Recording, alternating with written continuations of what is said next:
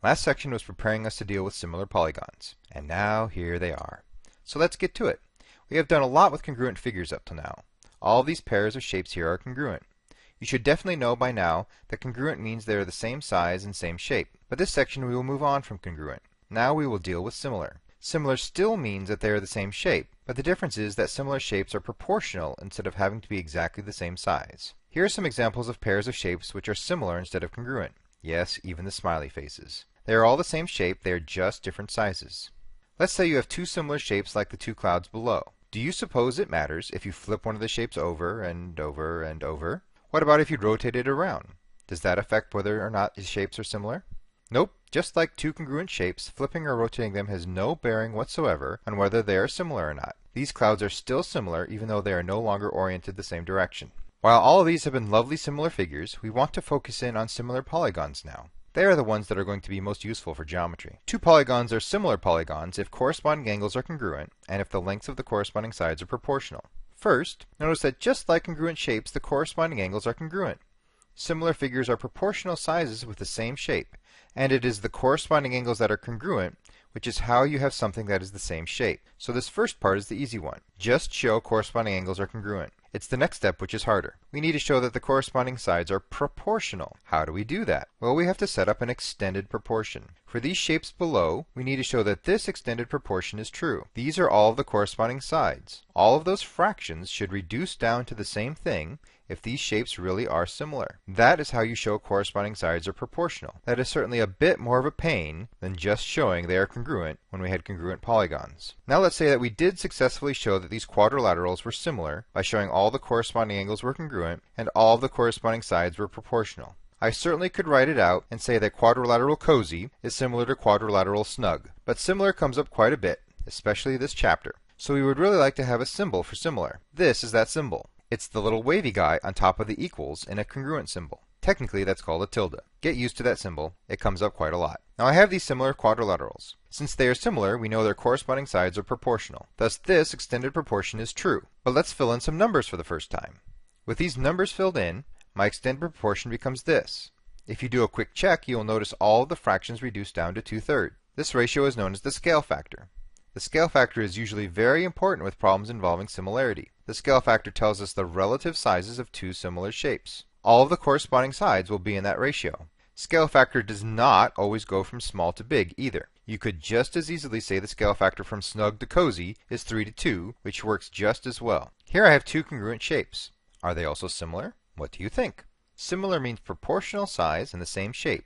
So does that apply here? Yes. They are the same shape and also proportional in size. It is just a special case where the scale factor between the shapes is 1:1. Time to show you similarity in action.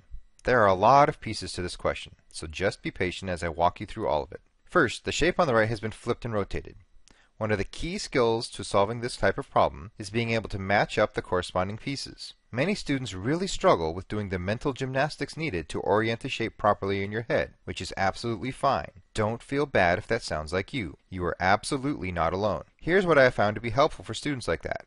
First, get out either some colored pencils, colored highlighters, or the like. Even for students that struggle with the spatial recognition necessary to match up the parts, there is normally some part of the shape that they can easily match up. Often there is either an obviously shortest or obviously longest side. These shapes have both. Here I will start with the shortest side. That should be easy to pick out in both shapes. Take one of your colored implements and color in that shortest side for both shapes, like this. Those sides are easily identifiable now. From here, you just walk yourself around the shape. You can actually go either way. There are two sides attached to the red one now. If I choose this one, then I form the huge 140-degree angle. If I choose this one, then I form a much smaller angle. Either one should be easy to pick out on the other shape. I will go with the large 140-degree angle and color in these sides. I have done red, then blue, and now I will just continue coloring in as I go around the shapes in that same direction. I can't stress this enough. If you have trouble visualizing these shapes all rotated and flipped around, then take the time to do this. It will make your life on these problems immensely better. It is quick and easy to see which one matches up with which one now. I mentioned earlier that the scale factor was a very important piece with solving these problems, so that is what we need to figure out first. We were given that these were similar shapes, so I know that the sides all have the same ratio. The trick is to find a pair of corresponding sides where we know the lengths of both of them. The two red segments have lengths of 20 and A. That's no good. The two blue ones have lengths of 39 and B. That won't work. We need a pair without a variable. Same thing with the green ones. Ah, but the orange ones are good. 42 and 63. Those are the sides we will use. We can set up our scale factor either from small to large or large to small. It doesn't matter unless the problem you are given specifically says to go in a particular order. Here I will choose to go small to large. So I set up this ratio and reduce to get a scale factor of 2/3. That scale factor will be the key to finding the rest of the sides. To figure out A, we need to find its corresponding side. That's easy since we color-coded it. So A matches up with a 20. We want to make a ratio out of it, but which should go on top in the numerator, the A or the 20? We did our scale factor from small to large, so we need to keep the same order with this ratio. The 20 is the one on the smaller shape, so it goes on top. We know it has to be in the same ratio as the scale factor, so we set them equal like this. From here you just cross-multiply. Then solve for A, and now we have A equaling 30. Next up is B. Color coding helps us see that B matches up with a 39. The B is on the smaller shape, so it goes on top, and we set it equal to the scale factor, and then solve for B. One last side to go. The C is green, and matches up with the green 34. The 34 is on the smaller shape, so it goes on top. Now solve, like the others. We now have all the sides filled in. Time for the angles. But one thing to remember here. The angles do not use the scale factor. Think back. In similar figures, the angles are congruent, and the sides are proportional. It's the proportional sides that have the scale factor. The angles are congruent, which makes them far easier. It works just like congruent shapes. The only thing we need to do is find the corresponding angles. And our coloring of the sides actually helps here too. The next letter to do is D. If you look at D, you'll notice that it is nestled in between the blue and green sides. If you look on the other shape, the angle included between the blue and green sides is the 84 degrees. Our coloring helps match things up here.